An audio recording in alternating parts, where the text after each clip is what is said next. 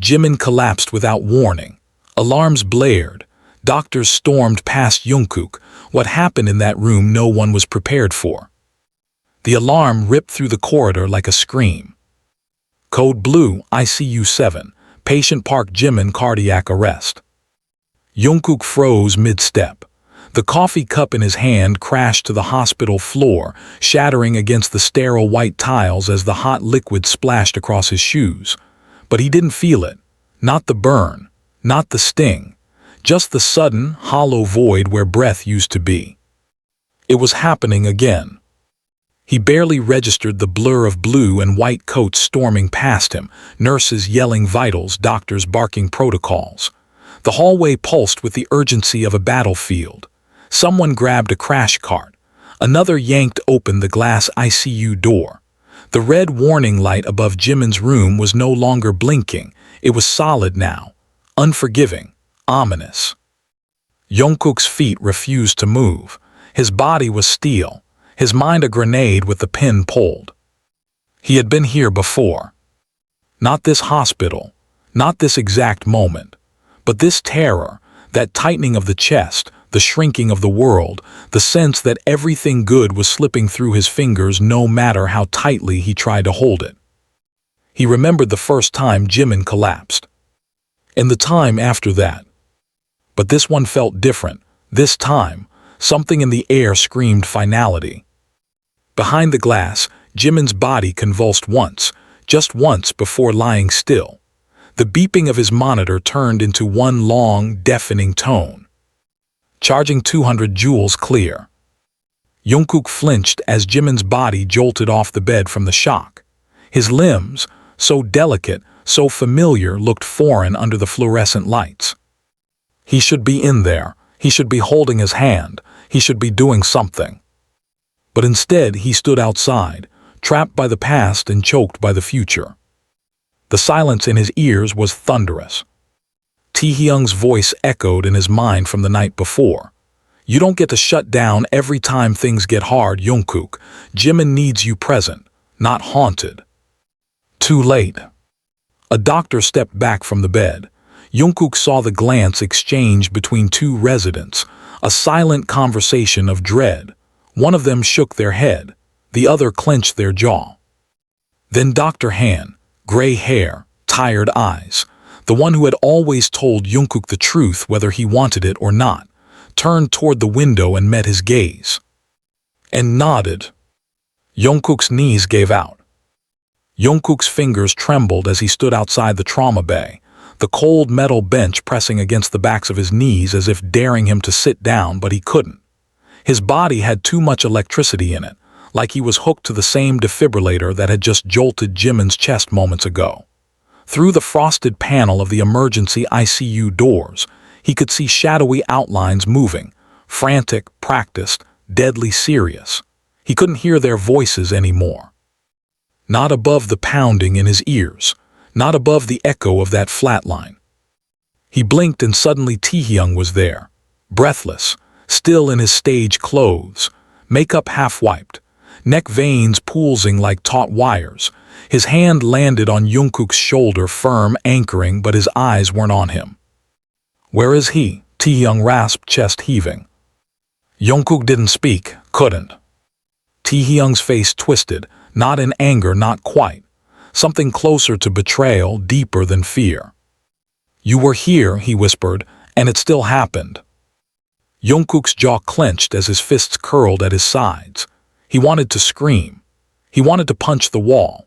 He wanted to tear down every sterile inch of this building and demand the universe explain how Jimin could be smiling with them in the green room 1 hour ago, teasing Yoongi about his resting grump face, and now be lying breathless behind a sliding glass door. I turned away for 1 second, Jungkook croaked. 1 second, Taehyung shook his head and pulled his hand back. We told them something wasn't right. That medication made him dizzy. You saw the way he struggled last night during rehearsal. Jungkook looked away, shame rushing like acid up his throat. I told him to rest, he muttered. You told him to push through. Because that's what he always does. And maybe that's why his heart stopped. Their words sliced the air like broken glass, sharp and glinting with accusation. The hallway felt too tight, the fluorescent lights too sterile, the smell of antiseptic too violent. Then Namjoon arrived. His voice, usually warm and composed, came out hoarse and too loud. "What happened?" Jin followed behind, eyes red. Yoongi trailed last, silent like a storm gathering behind his calm expression. Hoseok was missing, on a flight he didn't even know yet. Jungkook's lips parted, but the words caught again. He just pointed toward the room. "Cardiac arrest," Taehyung answered in a hollow voice. "They're trying to bring him back." "Bring him back?" Namjoon's breath caught mid-sentence. Jin staggered back like he'd been slapped. No, Jimin's heart is strong. The scan last month. "They said it might be viral," Jungkook whispered, "or neurological, or maybe something genetic that wasn't caught. I don't know. He collapsed and stopped breathing. They used the paddles. They're still in there." Yoongi's voice cut in. "Where's the attending?" Dr. Han was leading the team. Yoongi nodded once, curt and composed, but his eyes betrayed him. They were glassy, unblinking. Time dilated. The seconds stretched out like torture. Every siren outside was a reminder of another crisis somewhere else in the city, but to Jungkook, this was the epicenter of the world's collapse. The door finally opened. A nurse stepped out, not older than mid-20s, pale and shaking. Her eyes found Jungkook immediately. She didn't speak. "Is he alive?" Jin demanded. Her lips parted, but another voice came from behind. "Dr. Han." He didn't wear the usual mask of clinical detachment. His expression was grim, lips drawn tight. "He's stabilized for now." Jungkook's knees buckled again. This time Namjoon caught him. "We managed to restart his heart after 90 seconds of asystole," Dr. Han continued. "But we don't know the full extent of the neurological damage yet. He's unconscious. We've sedated him and started cooling protocol to protect his brain. The next 24 hours are critical." "Can we see him?" Taehyung asked. Dr. Han hesitated. "Only one of you for now." The silence was immediate. Jungkook stepped forward without thinking. But Taehyung cut in front of him. "No, let me." Jungkook didn't argue. He just watched as Taehyung followed the nurse into the ICU, disappearing into the shadows where their friend, no, their brother, lay somewhere between life and something else. Something unthinkable. The moment the door slid shut, Jungkook walked into the bathroom and vomited. His reflection in the mirror was unrecognizable, pale, bloodshot, and behind his own eyes a storm raged, not just fear but guilt. Guilt so profound it felt like it had weight, a shape, a voice of its own. "You should have done more. You should have known. You failed him." He splashed cold water on his face, but it did nothing. The feeling stayed. When he stepped back into the hall, the others were gathered like sentinels, guarding hope, guarding grief. Yoongi was packing. Jin sat cross-legged on the floor, praying under his breath. Namjoon stood rigid, arms folded, expression unreadable. Jungkook wanted to speak but didn't, not until the ICU door opened again. Taehyung emerged, face wet with silent tears. "He looks peaceful," he said, "but it's not right." Everyone turned. "What do you mean?" Jin asked. "There's something off, like he's not just sleeping, like he's in a coma," Dr. Han interrupted, "which may last days or longer, we don't know yet." "Can he hear us?" Namjoon asked. "Possibly, but again, we don't know." Yoongi finally stopped packing. "Then we talk to him every day like he's listening." Taehyung nodded. Namjoon agreed. But Jungkook couldn't speak. Not yet, not until he earned that right back. The next 48 hours were a blur of tests, theories, and silence. MRI scans, EEG patterns, blood panels, genetics consults. The doctors remained cautiously hopeful. The press started circling like vultures.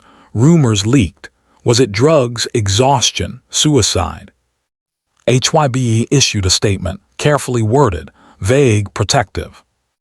Armies flooded social media with prayers, panic, and fury. Inside the hospital, however, the only thing that mattered was whether Park Jimin would ever open his eyes again, and whether he would still be himself if he did. Jungkook stayed outside the room every night, slept upright in a chair, arms crossed tight as if to keep his body from falling apart. Nurses began whispering about him, how he never left, never ate. One slipped him a blanket. Another left him coffee. He ignored them all. Then on the fourth night, something changed. He was sitting alone, tracing the edge of Jimin's hospital wristband he'd kept in his pocket, when he heard it. A sound from the room. A gasp. Jungkook rushed in before any nurse. Jimin's body twitched. Then his lips moved. A whisper barely audible. Jungkook leaned in, eyes wide. And Jimin said his name. Jimin's lips moved again. Jungkook froze, the sterile scent of the ICU thick in his nose, his hand halfway to the emergency call button. But he didn't press it. Not yet. He leaned in closer, eyes locked on Jimin's face, heart punching violently against his ribs. There it was again. A sound, a breath. Jungkook. His name broken, weak, but undeniably there. Jungkook's mouth dropped open. 1,000 thoughts raced through his mind, colliding into each other. Was it real?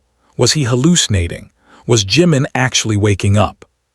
He reached forward, his hand trembling as it hovered over Jimin's pale fingers. He hadn't dared to touch them in days, as if his guilt might seep through skin and make things worse. But now the silence had been shattered, and all the fear in Jungkook's chest was erupting into something else. Hope, fragile and dangerous. Jimin, he whispered, voice cracking. I'm here, I'm right here. Jimin's eyelids fluttered once but didn't open. His head turned slightly on the pillow. Jungkook squeezed his hand, eyes burning. Say it again, he begged. Please talk to me. The machines beeped steadily. The oxygen hissed softly through the nasal cannula. For a second, everything went quiet again. Too quiet. Then Jimin stirred again. But what he whispered next wasn't Jungkook's name. It was something else, something sharp, something loaded. Why did you lie? The word stabbed like a knife. Jungkook jerked back as if burned. His breath caught, and his hands shook so violently he almost knocked over the IV stand beside the bed. He stared down at Jimin, heart now thundering with a different kind of terror. Lie. Did he hear that right? Jimin's chest rose and fell slowly, his body still trapped in that space between sedation and consciousness. Maybe it was a dream. Maybe he wasn't fully awake. But the accusation cut deep. Jungkook backed away, fists clenched. His mind flooded with every secret, every time he'd bitten back a truth, every time he'd smiled when he should have confessed. All of it led back to one night. The one night Jimin never knew the truth about. He turned and fled the room before the nurse arrived. Outside, Taehyung stood leaning against the wall, arms crossed, face unreadable. She said your name, Jungkook said, avoiding his eyes. She always does, Taehyung muttered. But it's not about names right now, is it? Jungkook tensed. What are you trying to say? Taehyung's jaw tightened. I'm saying he just woke up from near death, and the first thing out of his mouth was an accusation. That means something. You don't know what he meant. Don't I? Taehyung snapped. Don't pretend you're the only one who knows Jimin. The corridor filled with tension, heavy and suffocating. Behind them, the soft beeping of machines ticked on like a heartbeat, uncaring of the chaos swirling just beyond the room's walls. You really want to do this here? Jungkook asked.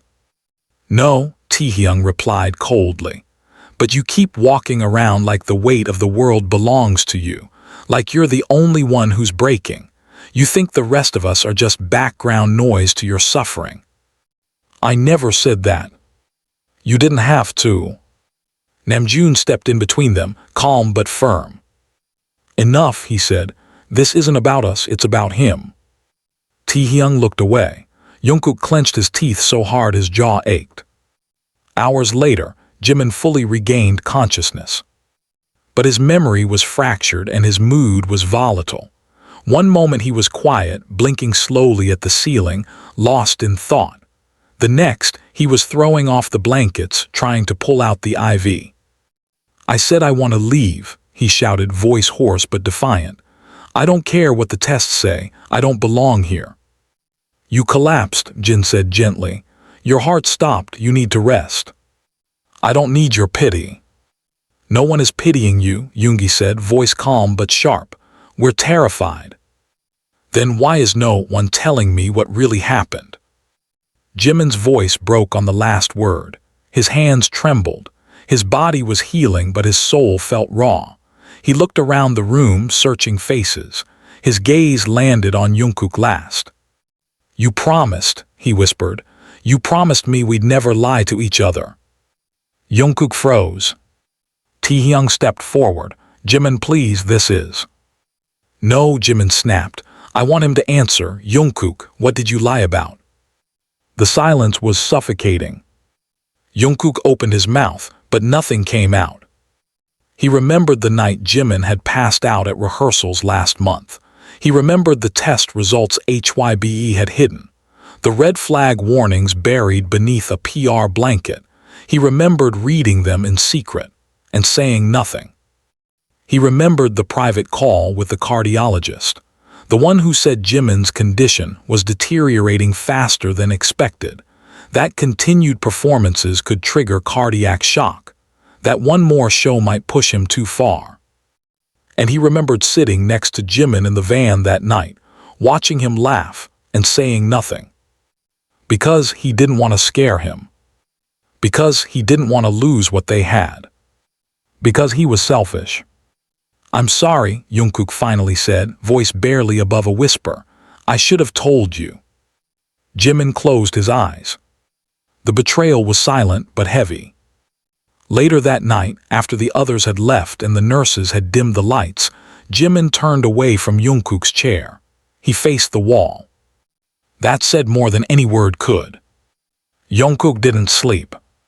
He stared at the IV line dripping rhythmically into Jimin's veins and hated himself. The next morning brought another shock. HYBE arrived. 3 men in suits, no smiles, no warmth. They brought a silence colder than the hospital walls. We'll be relocating Jimin to a private facility, the lead man announced, for privacy and better care. He just stabilized, Jin protested. This hospital isn't equipped for the level of media protection we require. Taehyung stepped forward. This isn't about the media, this is about control. We've already signed the release, the man replied. Pack his things. Jimin said nothing. He didn't look at anyone. The silence was consent. Later, as they wheeled his bed toward the private ambulance, Jungkook tried one last time. He reached for Jimin's hand. Please let me stay with you. Jimin's voice was soft, eyes still facing forward. You already were. The ambulance doors closed with a metallic thud. Jungkook stood alone on the sidewalk. And for the first time since that night, he let himself cry. The private facility was nothing like the hospital. It was quieter, colder, too quiet. A place designed more for secrecy than healing. Security guards in black suits stood at the entrance with earpieces, nodding to no one in particular, their eyes scanning every face, every motion. The building was white and sharp-edged, like it was carved from marble and stripped of any warmth. Inside, the halls smelled faintly of expensive disinfectant and something artificial, like the scent of perfection masking the rot beneath. Jimin lay in a private suite on the top floor, isolated from the world. The windows were tinted black. There was no clock on the wall. Time didn't exist here, only control. HYBE called it protective recuperation. Namjoon called it what it was, containment. Only approved visitors were allowed in. Only monitored conversations were permitted. Cameras were mounted in every corner of the ceiling, small and discreet but unmistakably watching. Every time Jungkook tried to visit, he was told Jimin was resting. When Taehyung tried to demand an explanation, he was told to stand down. It took 4 days before they saw him again. When they did, it wasn't in person. It was a video, 38 seconds long, sent by HYBE's PR director to the group chat. Jimin sat upright in a hospital gown, hair perfectly brushed, voice soft and calm. Too calm. He thanked fans for their support. He said he was feeling better. He said he needed time. He didn't smile. His eyes were empty. Jungkook watched it 5 times in a row. Then he called Yoongi. "They're feeding him lines," Jungkook said. "That's not him." "I know," Yoongi replied, "but we can't storm the building." "Why not?" Jungkook snapped. "Why are we letting this happen?" Yoongi sighed. "Because we signed contracts. Because they're the ones who handle our future. Because they have the lawyers and the documents and the leverage." Jimin almost died. "I know. And we're pretending like nothing happened." "No," Yoongi said, his voice quiet now. "We're surviving." Jungkook hated that word, surviving. They weren't artists anymore. They were liabilities. Jimin was no longer their brother in recovery. He was a PR disaster waiting to erupt. Taehyung arrived the next morning with a folder. He slammed it down on Jungkook's table. "Medical leaks," he said. "Anonymous source. I traced the metadata. It came from inside the company." Jungkook opened the folder and froze. Test results, internal memos, an email thread between HYBE's medical consultant and the board of directors. Subject line, possible collapse forecast, Park Jimin. His hands shook as he read the line highlighted in yellow. Continuing the current schedule without full cardiovascular recovery places the subject at significant risk. Recommendation, immediate hiatus and cardiac assessment. The email was dated 3 weeks before Jimin collapsed. "They knew," Taehyung said. "They fucking knew." Jungkook's mouth was dry. Why didn't they stop it? Because the US tour was too big, too many investors, too many partnerships. And Jimin, he's market gold right now. Jungkook felt something inside him twist violently. It was rage, yes, but it was also something worse. Complicity. He had seen Jimin push himself. He had told him to rest, yes, but he had also watched him walk on stage, pale and sweating, and said nothing when the managers pushed him forward. He had chosen the silence that HYBE paid for. "We have to get him out," Jungkook said. Taehyung nodded. "We will." The plan took shape slowly. First, they reached out to Dr. Han, the attending from the original hospital. She was hesitant but agreed to a private meeting. She confirmed that Jimin's records had been altered post-transfer. His initial cardiac arrest was logged as stress-induced episode. The sedation protocol had been rewritten to remove the high-dose warning. Everything had been sanitized. "Why are you telling us this now?" Namjoon asked her. "Because I took an oath," she replied, "and because he's your family." Then they contacted Hoseok. He had been in Japan when it happened. The guilt in his voice was unbearable. "I should have been there," Hoseok said. "You are now," Jin replied. Yoongi reached out to an old connection, an investigative journalist who had once been threatened by HYBE Legal for reporting on artist burnout. She was wary but interested. She agreed to meet them privately and off the record. Jungkook wasn't sleeping. He sat in his studio every night, headphones around his neck, staring at the monitor, trying to write something, anything, that could drown the guilt. Every lyric sounded hollow. Every melody was off. He kept replaying Jimin's voice in his mind. "Why did you lie?" He didn't even have an answer anymore. Then he got the call. It was Taehyung, whispering urgent. He left the facility. "What?" "Right now. I just got the ping GPS on his phone. He left with one of the new nurses. I think he ran. Jungkook grabbed his keys without thinking. They found him an hour later, in a small park near the Han River. He was sitting on a bench, hood over his head, hands clenched in his lap. He looked thinner, paler, but alive. Jungkook approached slowly, heart slamming in his chest. Jimin. Jimin didn't look up. I needed air, he said quietly. Are you okay? No. The wind rustled the trees around them. Cars passed in the distance. The city didn't care about heartache, but Jungkook did. They lied to you, he said. Jimin nodded. I know. They changed your records. I figured. They were willing to risk your life. Jimin finally looked at him, and so were you. Jungkook's breath caught. I didn't. You did nothing, Jimin said, voice shaking. You knew, you suspected, you saw me struggling, and you did nothing. I didn't want to scare you, Jungkook whispered. I needed someone to tell me the truth, Jimin snapped. Not protect me like I'm a child. I would have listened. I would have stopped. Jungkook closed his eyes. I'm sorry. Jimin's voice cracked. You should be. The silence stretched between them.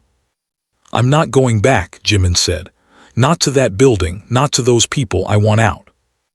Jungkook looked at him. Out of what? Jimin looked away. The machine. What about us? Jimin's lips quivered. I don't know. Jungkook sat beside him, leaving a space between them. The wind carried their silence toward the river. They didn't speak again for a long time. But when Jimin stood, Jungkook followed. Not because the past had been forgiven, but because the future was still undecided. And that, at least, meant there was hope. The storm didn't break in the middle of the night. It broke at 7:12 a.m. when Twitter caught fire. Jimin's medical records had been leaked. Not the sanitized version, the real one. Every redacted page, every timestamp, every line of cold clinical language detailing his episodes, his collapse, the exact recommendation to halt activity, everything HYBE tried to bury. Now it was everywhere. A single anonymous post detonated across the timeline. Within an hour, Protect Jimin and Hybe trended worldwide. The comments turned vicious. Screenshots flooded in from fanbases, doctors, whistleblowers, even legal analysts weighing in on ethical violations. Speculation turned into fury. Every past video of Jimin sweating on stage, clutching his chest mid-dance, collapsing during rehearsals, each clip now viewed through a new, horrifying lens. The silence from HYBE was deafening. By noon, the media circus had swallowed the building whole. Drones hovered outside the main office tower. Reporters staked out every exit. Every member of BTS trended individually. Headlines screamed betrayal, negligence, corruption. Jungkook read the articles in horror. He knew the truth, but seeing it dissected by strangers was like watching open-heart surgery on someone you loved while you were handcuffed. His phone wouldn't stop vibrating. Messages from managers, lawyers, friends, fans, strangers. He ignored them all. The only person he wanted to talk to had turned his phone off. Jimin. Taehyung stormed into the dorm an hour later, throwing a tablet onto the couch with a grunt. That's it, he said. They're done. You want to see PR panic? Look at their latest statement. Jungkook picked up the tablet. It was a rushed press release, clearly written in fear. HYBE denied wrongdoing but promised an internal investigation. They emphasized their dedication to artist health, but the tone was off, defensive, desperate. It was the kind of response that reeked of guilt. Jungkook's hands shook as he set it down. I thought this would feel better, he muttered, that exposing them would make it right. Taehyung crossed his arms. Justice doesn't erase trauma. Where Jimin? Safe, still hiding. He doesn't want to see anyone. Jungkook looked up chest tight. Even me. Especially you. The words hit harder than he expected. Yoongi arrived next, slamming the door shut behind him. His jaw was tight, phone still in his hand. "They just called me," he said. "Tried to offer a special role if I helped de-escalate the situation." Jin laughed bitterly from the kitchen, bribing the most morally stubborn guy in the group, desperate. "They're scared," Namjoon said, appearing behind him, "and they should be." Jungkook looked between them. "What do we do now?" Namjoon's face was stone. "We push." "You mean break contract?" Jin asked. "No, we destroy it." That evening they met at an undisclosed studio, away from cameras, phones left in lockers. Namjoon paced as he laid out the plan. Yoongi had already started gathering evidence. Internal emails, schedules, footage. Every time management ignored warning signs, every time Jimin was pushed despite visible symptoms. "We'll release it all," Namjoon said. "But not as a leak, not anonymously, we speak, together." "What about legal retaliation?" Jin asked. "They can sue us," Taehyung said. "Let them, public opinion will crucify them." "And if it turns Jimin into more of a symbol than a person?" Jungkook asked quietly. The room fell silent. Namjoon looked at him. "Then we make sure he tells his own story when he's ready." Jungkook hesitated. "He's not ready now." "I know. But he should be the first one who gets to decide what's said." Namjoon nodded. "Then we wait, not long, just enough." But waiting didn't stop the fire. 2 days later, someone inside HYBE snapped. A second leak dropped. This time, surveillance footage. Jimin in the facility, sedated, crying, arguing with a nurse, reaching for a door before being pulled back by 2 security guards. The timestamp matched the night before he escaped. The clip was only 15 seconds long. It was enough. The internet erupted. What was once a scandal became a reckoning. HYBE trended globally for all the wrong reasons. Old controversies resurfaced. Former trainees spoke out. Fans who once stood outside the building in support now protested with signs that read ARTISTS are not PRODUCTS. Jungkook watched the footage on loop. The way Jimin's voice cracked. The way no one listened. It killed him. He couldn't sleep, couldn't eat. He sat in the studio again, but not to write, just to remember. Every memory of Jimin played like a film reel, his laugh, his stubbornness, the way he always made others feel safe even when he was. He had to fix this. The next morning, without telling anyone, Jungkook drove out of the city. 3 hours, no music, no phone. He found Jimin at an old farmhouse owned by a retired stylist who once treated them like sons. She opened the door with knowing eyes. "He doesn't want visitors," she said. "I'm not a visitor." She hesitated, then let him in. Jimin sat in a sunlit room, curled beneath a window. He looked tired, not physically, spiritually, like someone who drowned and washed ashore. He didn't look up. Jungkook walked in slowly, then sank to the floor across from him. They sat in silence for 10 full minutes. Then Jimin finally spoke. "They used me." Jungkook swallowed. "I know." "They filmed me." "I know." "They said I had to smile, or it would ruin the brand." Jungkook clenched his fists. "I know." "And you didn't stop them." Jungkook's eyes welled. "I didn't know how." Jimin looked at him then. "Would you do it again?"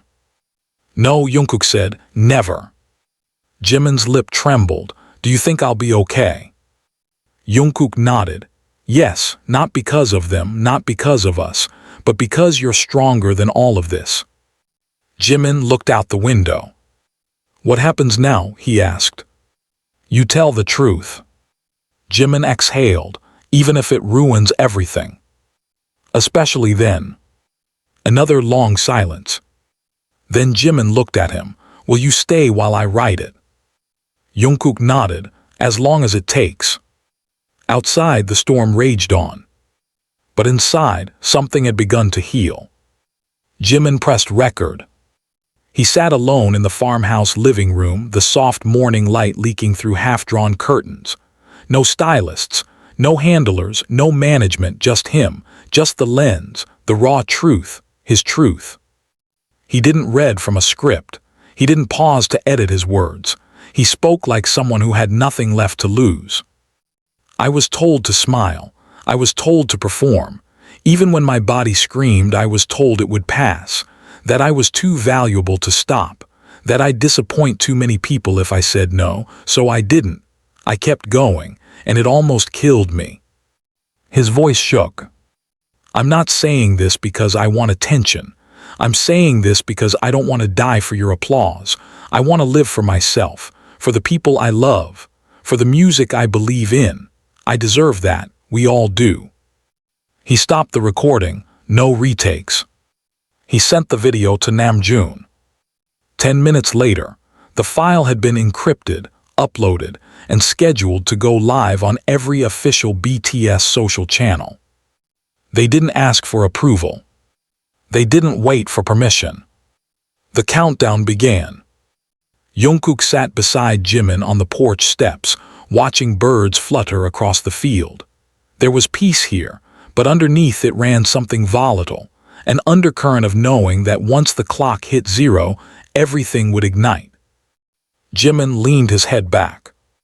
Am I making a mistake? Jungkook shook his head. No, you're telling the truth, and that's never a mistake. What if they come after us? Then let them. And if the fans turn against me? They won't, not this time. You're not the story they're fed. You're the truth they've been waiting to hear. Jimin exhaled slowly. At exactly 12:00 p.m. the video went live. And the world exploded. Army wept. Fans reposted it with trembling hands and hearts wide open. Influencers who had once parroted HYBE's statements issued apologies. Fellow idols broke their silence, thanking Jimin for his bravery. The video reached 1 million views in 15 minutes. But the fallout behind the scenes was violent. HYBE's legal team launched immediate damage control. Cease and desist orders were drafted within the hour. Lawyers demanded the video be removed. They threatened breach of contract, financial penalties, image defamation. Namjoon's reply was simple. We don't work for you anymore. That same day, BTS publicly announced the termination of their management contract with HYBE. Not a hiatus, not a pause, an end. They called a press conference. No PR team, no rehearsed lines, just them, standing behind a wooden table in a room packed with flashing cameras and microphones. Namjoon opened. We are here today not as products, not as icons, but as human beings. This isn't about image. This is about integrity. Yoongi took over. When someone you love collapses in front of you and you realize you were trained to treat that as normal, that's when you wake up. Jin spoke. We trusted a system that treated us as assets, not artists. That ends now. Hoseok, returning early from his overseas work, added, They told us to protect the brand. We say, protect the people. Taehyung stepped forward. Jimin almost died because we all stayed quiet, never again. Then Jimin approached the mic. He said nothing for a moment, just looked out at the sea of cameras, at the reporters holding their collective breath. I am alive, he said, but I was almost not, and the difference between that is silence. The clip went viral before the press conference even ended. That evening, HYBE's stock plummeted. Sponsors began pulling deals. Former trainees posted videos confirming abusive practices. An anonymous source leaked a decade's worth of internal training documents. It wasn't just a scandal anymore. It was collapse. But inside the farmhouse, Jimin curled up on the couch, trembling, burying his face in his knees. They're going to hate me, he whispered. No, they won't, Jungkook said beside him. But I ruined everything. You saved yourself. I broke them. You saved us. Jimin looked at him through watery eyes. I thought I could handle it. I thought if I just smiled long enough. You're not made to bleed for other people's comfort. But what if I never sing again? You will, Jungkook said, but this time it'll be on your terms. That night, the members gathered at the farmhouse. No staff, no crew, no managers, just them. Jin cooked, Hosok brought wine, Yoongi played soft guitar in the background, Taehyung lit candles, Namjoon read poetry from a book none of them recognized. And Jimin finally laughed. A real one. The kind they hadn't heard in months. Maybe years. Jungkook watched him, heart swelling. And when the others had gone to bed, he sat with Jimin under the stars. You scared me, Jungkook said. I scared myself.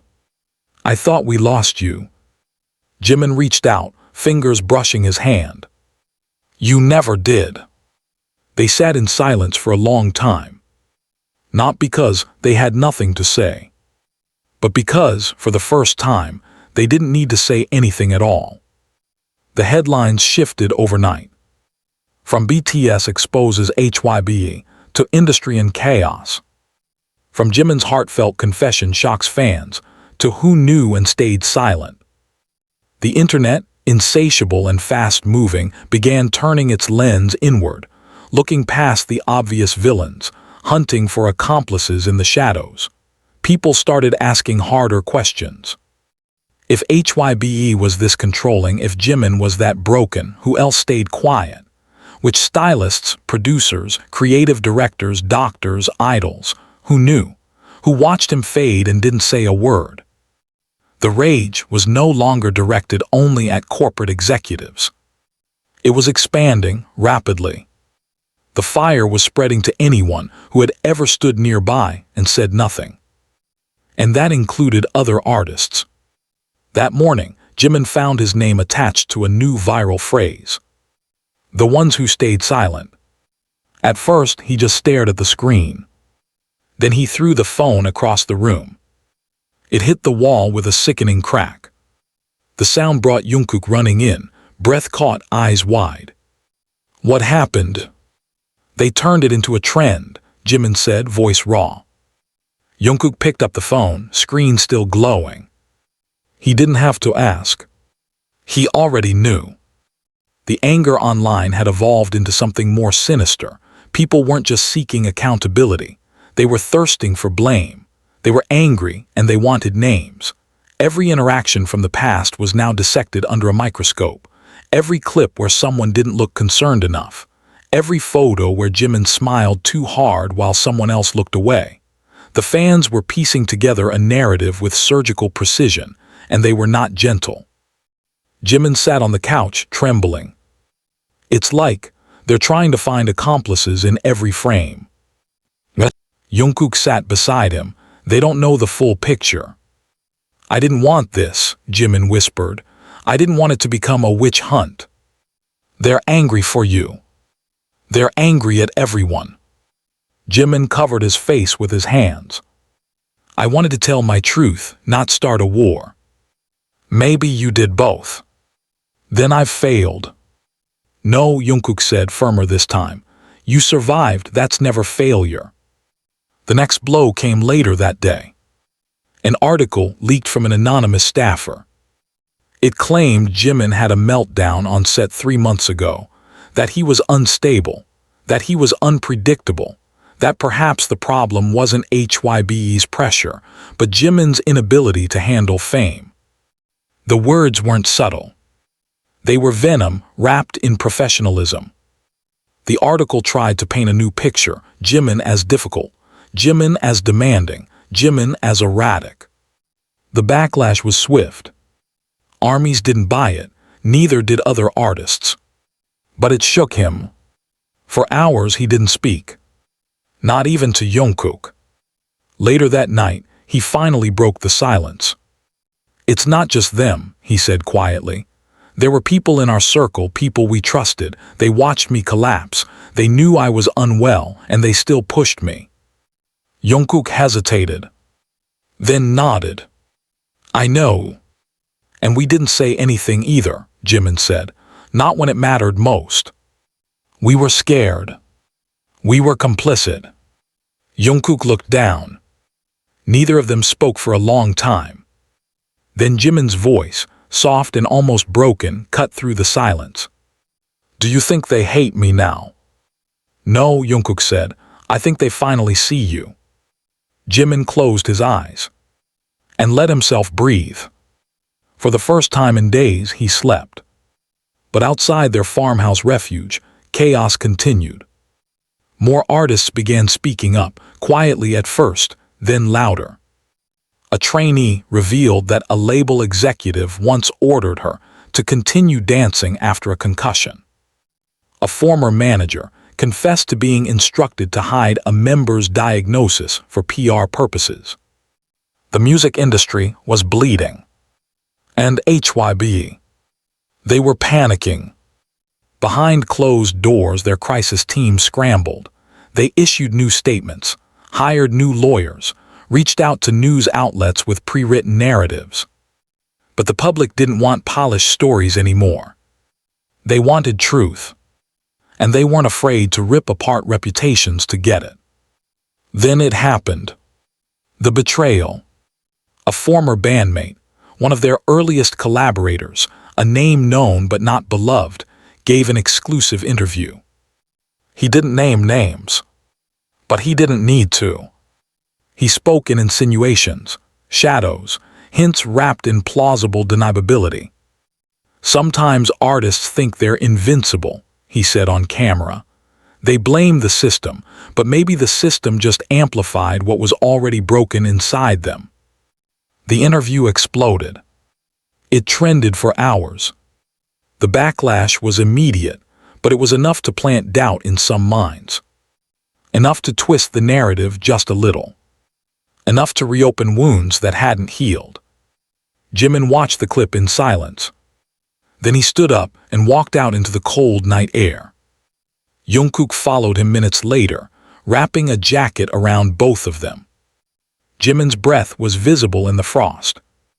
I'm tired, he said. I know. I want to disappear. You won't. I feel like they'll keep tearing me apart until there's nothing left. They can't destroy what they don't understand. Jimin looked at him. I'm scared that I've lost who I am. Jungkook took his hand. Then let's find you again. That night they sat beneath the stars in silence, hearts shattered but still beating. And somewhere in the city, someone else prepared their own truth. Because once one person breaks the silence, others begin to listen. And not everyone wants the truth to stay buried. Jungkook hadn't heard the audio until it was too late. It wasn't released to the press. It didn't surface on social media. It didn't leak like everything else had. No, this one had been sent directly to him, an encrypted message. No signature, no sender, just a file titled, You Should Know. He was alone in the studio when he played it. At first it was static, then a click, then a voice. Not just any voice. Taehyung. Soft, calm, too calm. Look, I'm not saying we should have ignored it. I'm just saying Jimin's always been emotional. It's hard to tell what's serious and what's another one of his episodes. Jungkook froze. The voice continued. You weren't there last week. He almost threw a chair during rehearsal. He's not stable, and I'm not going to pretend he is just to keep the peace. Silence. Then another voice, Namjoon's. I know he's struggling, but don't say that where others can hear. If this gets out, it'll turn into a narrative we can't control. Jungkook's heart dropped. Taehyung's voice again. You think I want him hurt? I'm just tired of walking on eggshells around him, and so are you. Then static again. The file ended. Jungkook stared at the screen. He didn't cry. He didn't scream. He just sat there, drowning in a silence far louder than betrayal. He had known there were cracks, known that under pressure even family could fracture, But this wasn't frustration, this wasn't venting. This was doubt recorded. And someone wanted him to hear it.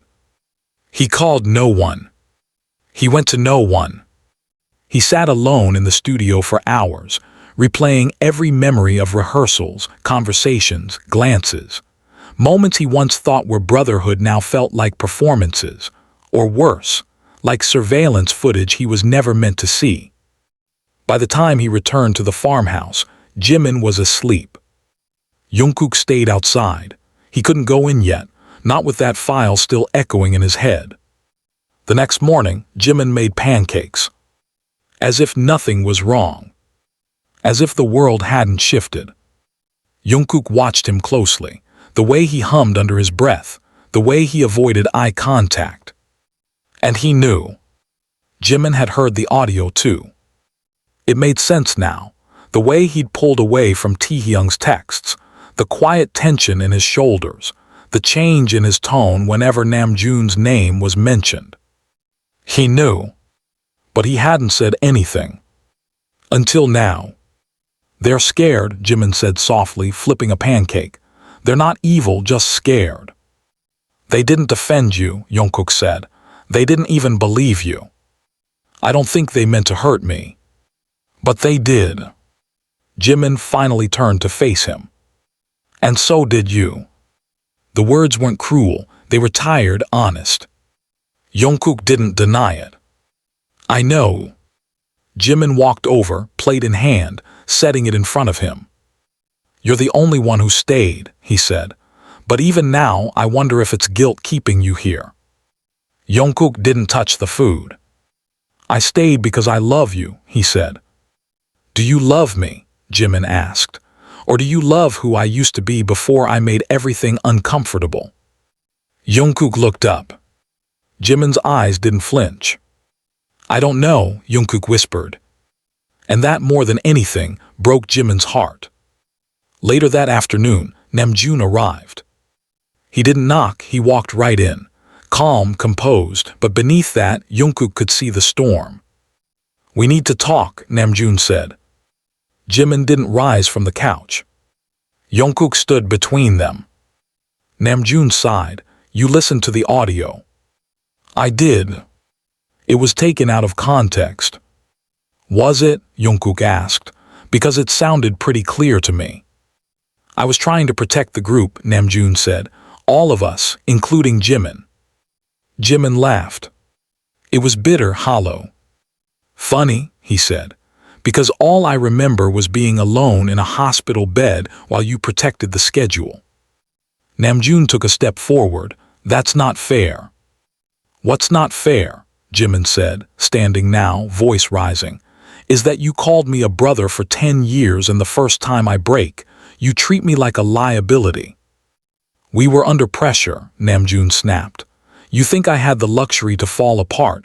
You think any of us did. You didn't fall apart, Jimin said.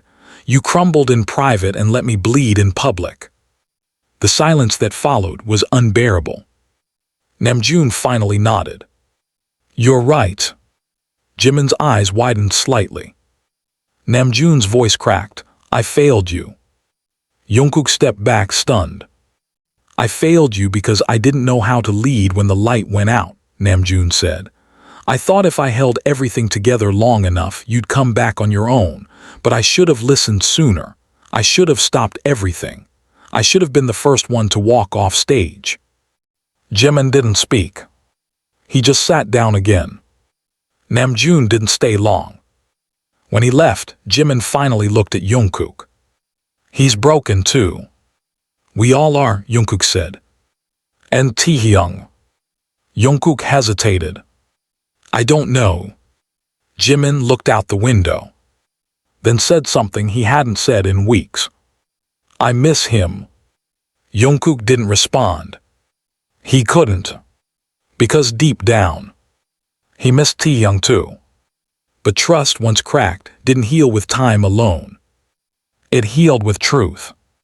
And Taehyung hadn't spoken yet. That night, Jimin picked up his phone. He typed a message. He deleted it. He typed again. paused, then sent it. A single line.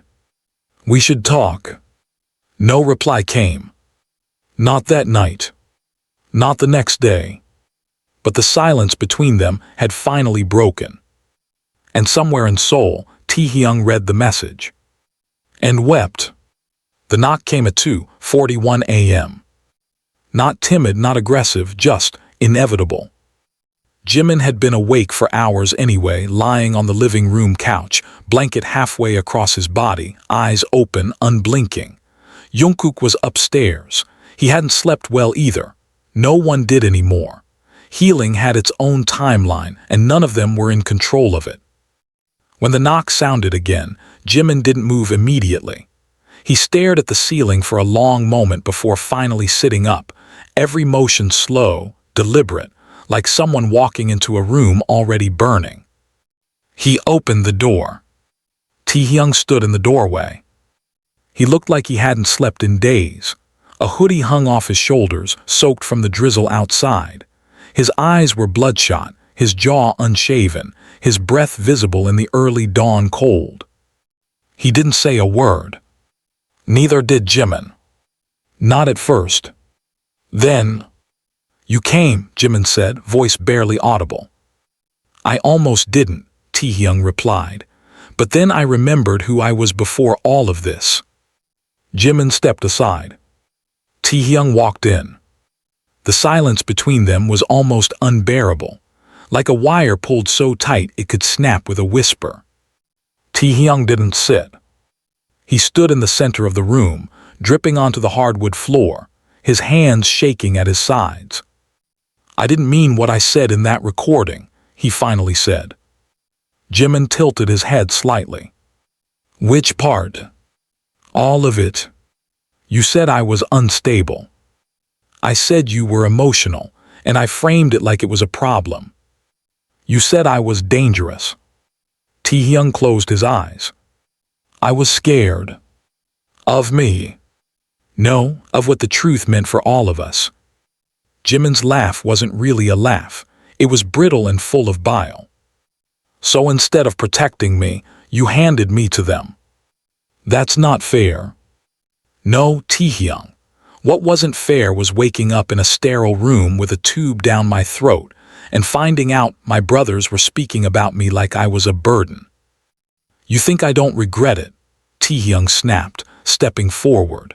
"You think I haven't played that recording over and over again, wanting to destroy every word, wanting to take a bat to every microphone in that goddamn building?" "Then why didn't you say something sooner?" Jimin shouted. "Why didn't you call, message, show up, anything?" "Because I thought I'd lost you." "You didn't lose me, T. You abandoned me." Taehyung recoiled like he'd been struck. "You think I didn't see it?" Jimin continued, voice trembling now. "That day backstage when you looked at me like I was ruining everything, like I was a crack in the glass you were trying to pretend wasn't there. I didn't know what to do. You were supposed to be my safe place." The words landed like a knife through the ribs. Taehyung's lip trembled. "I didn't know how to be." Jimin turned away, unable to look at him. Taehyung stepped forward, his voice softer now, broken. "We were so busy being BTS, I forgot how to be your friend." Jimin didn't answer. "I thought if we just kept moving it would fix itself. That one more rehearsal, one more performance, one more smile would patch the bleeding. But I saw you breaking. I saw it. And I did nothing." "You did worse than nothing," Jimin whispered. "You let them rewrite me while I was unconscious." Taehyung was crying now. "I'm sorry. It's not enough." "I know." Jimin turned back to him, tears streaming down his cheeks but his voice steady, strong.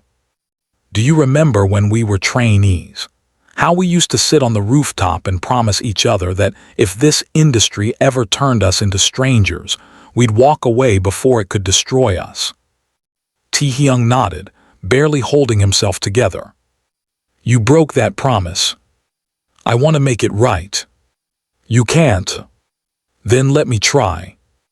Jimin stared at him for a long time. then sat down on the couch. "Why now?" he asked. Taehyung sat opposite him, hands clasped between his knees. "Because the silence got louder than the truth, and I couldn't live in it anymore." Jungkook came downstairs a few minutes later, unsure whether to step into the moment or leave it alone. They didn't acknowledge him. But Jimin spoke, his voice carrying enough weight for all three. "I want to forgive you." Taehyung looked up. "But forgiveness isn't forgetting," Jimin said. "I'm still angry, I still hurt. I still wake up thinking I'm crazy for speaking up." "You're not. And I don't trust you." Taehyung blinked but nodded. "You shouldn't." "But I miss you," Jimin said, "and I don't know what that says about me. That you still have room to heal." They sat there, the three of them, in a room haunted by too many echoes. And as the rain tapped gently against the windows, they didn't find resolution. But they found something else. A beginning. They agreed to go live. No stage, no lights, no production crew, no director calling action.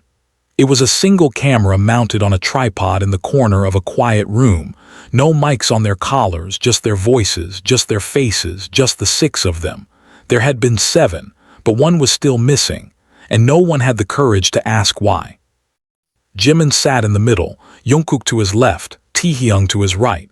Namjoon sat just behind, flanked by Yoongi and Jin. Hoseok wasn't there. He had sent a message early that morning. "I'm not ready, but I support you." There were no scripts, no teleprompters. They weren't here to perform. They were here to bleed. The stream began with silence. Millions tuned in before a single word was spoken. The comment section exploded instantly, lines of purple hearts, crying emojis, desperate messages of support, confusion, anger, prayers, disbelief. Jimin leaned forward first. He looked directly into the lens. "My name is Park Jimin." He paused. "I almost died." The silence in the room behind him was heavy, but he kept going. "I almost died in a system that told me to keep smiling, keep dancing, keep going no matter what my body was telling me. I collapsed in a dressing room, and when I woke up, I wasn't in control of my own story anymore." He glanced down at his hands. "People told my story for me. Some of them meant well, some didn't. But all of them spoke louder than I could at the time, because I was sedated, because I was being handled, because I was seen as a product, not a person." Jungkook reached over. Jimin let him hold his hand. Namjoon leaned forward next. "I failed as a leader," he said. "I thought protecting the brand meant protecting the members. I was wrong." His voice didn't shake. His words were deliberate, but his eyes were full of something that looked like quiet devastation. "There were moments when I should have stopped everything, when I saw someone breaking right in front of me, but I didn't stop, because I was afraid of what it would cost, and now I know what it did cost." Yoongi spoke next.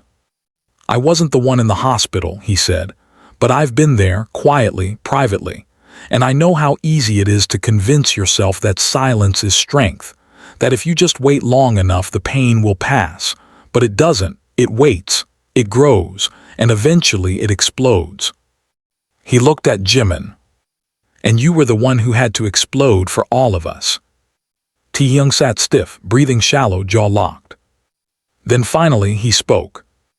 "I said things that I regret, not just in private, but in public too, in how I treated the silence, in how I let the pressure speak louder than my heart." He turned to Jimin. "I hurt you." Jimin didn't blink, didn't flinch. "You did." "I let people paint you as fragile," Taehyung continued, "because I thought if I distanced myself from the chaos I could survive it, but I watched you get devoured, and I didn't pull you out, and I don't expect forgiveness. I just want you to know, I see you now, and I hate who I became trying to unsee you before." The stream was nearing 10 minutes. They hadn't mentioned HYBE once. They didn't need to. The world already knew. Then Jin spoke. "I've always been the oldest," he said. "The one who jokes, who smiles, who softens the room. But when Jimin disappeared into that facility, I realized something. I wasn't protecting anyone. I was distracting everyone, and I'm done distracting." He turned to the group. "I want to say this as clear as possible. If this industry demands that we become shadows of ourselves, then let it burn. I'd rather be human than legendary." That's when the twist happened. Jungkook pulled out his phone. "I'm going to read something," he said. "It's a message we received yesterday, from someone who used to work inside HYBE." He read aloud. "I was part of the crisis team assigned to cover up Jimin's collapse. I was given access to his medical records. I was instructed to delete key terms from the official press release: cardiac trauma, neuroinstability, and forced sedation. We were told to shift the narrative to exhaustion and anxiety. I didn't question it. I should have. I'm sorry." The chat went insane. Comments flooded in. "I want to say something now," Jimin said, "to the fans." He looked into the camera again. "You didn't fail me. I know some of you think you did, but you didn't. You loved me through it all, even when I couldn't love myself, even when I disappeared." He inhaled deeply. "I'm not the same person I was before, and I'm not going back to that version, but I'm still here, still breathing, still healing." He turned to Jungkook. "I don't know what we are right now, as a group, as friends, as family, but I know this. What we're doing now matters more than any chart, any award, any sold-out arena." Namjoon took a breath, then said the one line no one had expected. "This is the last time we will go live as BTS." The camera shuddered silence across the screen. Not because they were disbanding, but because something was ending, something deeper, the version of themselves that had been commodified, crushed, and curated. That version had died in a hospital bed the night Jimin flatlined. And in its place, this moment. Raw, unpolished, real. Jungkook leaned forward. "We don't know what's next, but we're not disappearing. We're just stepping out of the machine and back into the world." The camera held their faces. No fade to black, no credits. Just 6 men reclaiming themselves.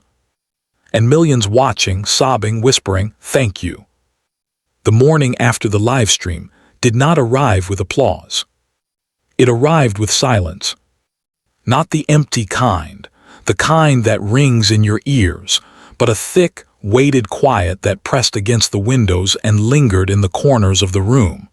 It felt like the world had stepped back to catch its breath, like it didn't know how to speak to them anymore. Jimin woke first. He lay still for a long time, staring at the ceiling, counting the seconds between breaths. His chest rose and fell without resistance. No wires, no beeping machines, no voices telling him to stay still. The absence of all that felt unreal, like waking from a dream where pain had been constant and discovering your body had forgotten how to hurt. Downstairs, someone was already awake. He could hear a low murmur.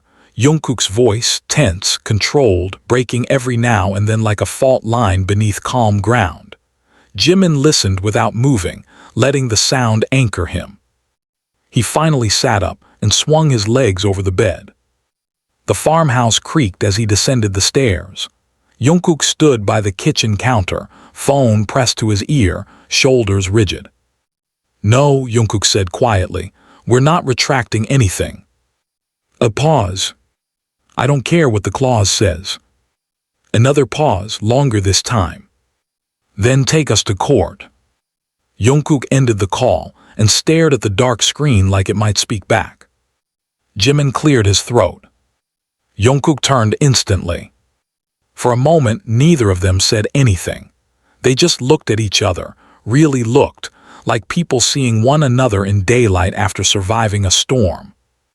"They're threatening injunctions," Jungkook said finally, trying to block the video, trying to say it violated confidentiality. Jimin nodded. "Did you expect anything else?" "No," Jungkook admitted. I just hoped maybe they'd stop. They don't know how, Jimin said. They only know how to tighten their grip. Jungkook swallowed. Are you okay? Jimin considered the question carefully. I'm awake, he said. That feels like a start. Jungkook exhaled, the tension in his shoulders easing just a fraction. They sat at the table together. No cameras, no comments section, just chipped wood beneath their hands and the smell of stale coffee lingering in the air. Do you regret it? Jungkook asked. Jimin shook his head. I regret waiting. Jungkook nodded slowly. Me too. The others arrived throughout the day. Namjoon came first, eyes tired but clear. He didn't say much at first, just hugged Jimin longer than usual, tighter than ever before. I read every message, Namjoon said later, sitting across from him. Support, anger, confusion, love, hate, it's all there. Jimin smiled faintly. That's what truth does, it shakes everything loose. Taehyung arrived next. He stood awkwardly by the door, hands shoved deep into his pockets, gaze fixed on the floor. The room seemed to hold its breath. I didn't know if I should come, he said quietly. Jimin studied him. I didn't know if I wanted you to, he replied honestly. Taehyung nodded, fair. They sat on opposite ends of the couch, the distance between them loud but not hostile, just unfinished. I watched the live stream alone, Taehyung said. I paused it a lot. I kept thinking about all the times I should have spoken. Jimin's voice was steady, and didn't. Yes. Silence again. I'm not asking for forgiveness today, Taehyung continued. Or tomorrow, or ever if that's what it takes. I just want to say this without a microphone between us. I was wrong, and I'm sorry. Jimin closed his eyes briefly. When I was in that bed, he said, I thought maybe the worst part was the pain, but it was. It was realizing how small I'd become trying to be everything for everyone. He looked at Taehyung. I don't want to be small anymore. Taehyung's voice cracked. I don't want you to be either. It wasn't reconciliation. But it was honest. Jin and Yoongi arrived together, carrying takeout bags like a peace offering. Hoseok called from overseas, voice thick with emotion, promising to come home soon. By nightfall, the farmhouse felt full again. Not loud, not celebratory, just alive. Later, when the others had drifted into quiet conversations or stepped outside for air, Jimin found himself alone with Jungkook again. They stood on the porch, the night cool against their skin. The stars were faint but present, fighting through light pollution and exhaustion. What happens now? Jungkook asked. Jimin didn't answer immediately. I think, he said slowly, that for the first time we don't let someone else decide that. Jungkook smiled faintly. That sounds terrifying. It is, Jimin said, but it's also honest. Jungkook leaned against the railing. People keep asking if BTS is over. Jimin looked at him. What do you think? I think maybe the version they knew is. Jimin nodded, and maybe that's okay. They stood there for a while, the quiet wrapping around them like a blanket rather than a threat. Jungkook, Jimin said suddenly. Yes. When I said your name that night, in the ICU. Jungkook's breath caught. Yeah. I wasn't asking you to save me, Jimin said. I was asking you to stay. Jungkook's eyes burned. I stayed, he said. I'm still here. Jimin turned to him. So am I. Weeks passed. The lawsuits came, the negotiations dragged. The headlines shifted again, this time toward accountability, reform, investigation. Other artists spoke, policies changed. Slowly, imperfectly, but undeniably. Jimin started therapy, real therapy, not the kind filtered through managers or schedules. He learned how to sit with his body again, how to trust it, how to listen when it whispered instead of waiting for it to scream. He sang again one afternoon, softly, to himself in the living room. Jungkook heard him from the kitchen and froze. He didn't interrupt. He didn't record it. He just listened. Months later, they stood together in a small venue. No banners, no chants, just a quiet audience who had been invited, not summoned. Jimin stepped to the microphone. "This isn't a comeback," he said. "It's a continuation." He looked back at the others. "We're still learning how to be human again. Thank you for letting us." The applause was gentle, respectful, real. And as the lights dimmed, not blinding, not overwhelming, Jimin took a breath and felt something he hadn't felt in a very long time. Peace. Not because everything was fixed, but because nothing was being hidden anymore. And that was enough.